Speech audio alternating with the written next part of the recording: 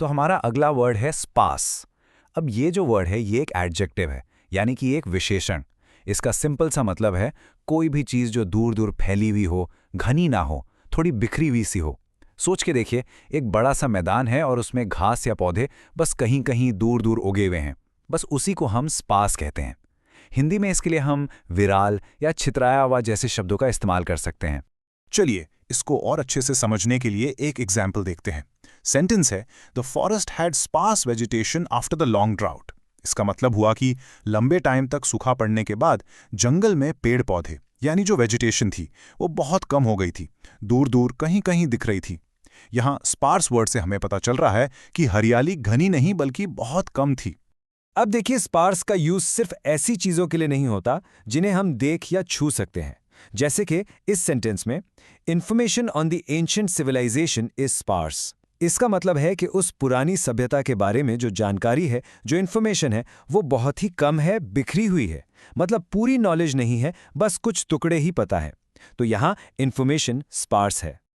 और हाँ, स्पार्स को हम लोगों की भीड़ के लिए भी यूज कर सकते हैं। सुनिए ये sentence, with a sparse crowd the concert felt intimate. मतलब कॉन्सर्ट में भीड़ बहुत कम थी, लोग दूर दूर बैठे थे, और इस स्पार्स क्राउड की वजह से माहौल काफी इंटिमेट सा लग रहा था, जैसे आर्टिस्ट बस आपके लिए ही परफॉर्म कर रहा हो, अपनापन सा फील हो रहा था। अब एक बहुत ही इंटरेस्टिंग कोट देखते हैं। ये कहता है, despite the vastness of space habitable planets are thought to be quite sparse.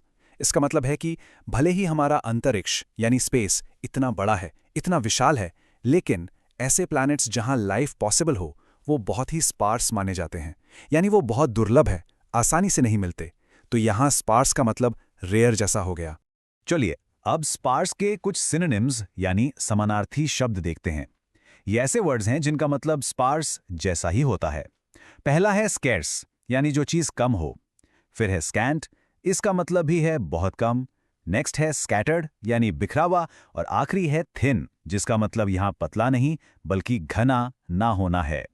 और अब सिनोनिम्स के बाद बारी आती है एंटोनिम्स की, यानी विलोम शब्द जिनका मतलब स्पार्स से बिल्कुल उल्टा होता है। जैसे कि डेंस यानी बहुत घना, फिर है अबंडेंट और प्लेंटीफुल। इन दोनों का मतलब है प्रचुर मात्रा में या बहुत सारा। और आखिर में क्राउडेड यानी भीड़ से भरा हुआ। तो जहां स्पार्स कमी को दिखाता है, ये सारे वर्ड्स किसी चीज के ज्यादा होने को दिखाते हैं। बस आज के लिए इतना ही, मिलते हैं नेक्स्ट वीडियो में। Happy learning, bye bye.